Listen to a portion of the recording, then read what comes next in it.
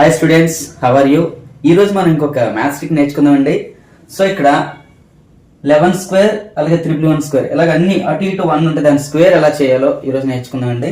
So first of all చూడండి, ఇక్కడ ఎన్ని నెంబర్స్ ఉన్నాయండి? 1 2 కాబట్టి 1 2. సో మళ్ళీ 2 ముందే ఉంటుందండి 1.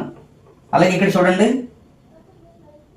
ఎన్ని వన్స్ ఉన్నాయి? 3 వన్స్ ఉన్నాయి, అంటే 1 2 3. సో 1 2 3 నెంబర్స్ రాసుకున్న తర్వాత మళ్ళీ 3 నుంచి రివర్స్ లో రాయాలండి. 2 1 యాజ్ యూజువల్ ఇక్కడ కూడా 1 2 3 4 వన్స్ ఉన్నాయండి.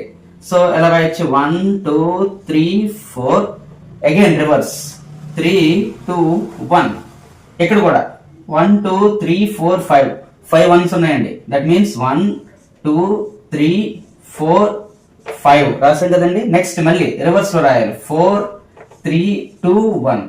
సో దీని ఆన్సర్ ఏంటో మీరు కామెంట్ సెక్షన్ లో కామెంట్ చేయండి.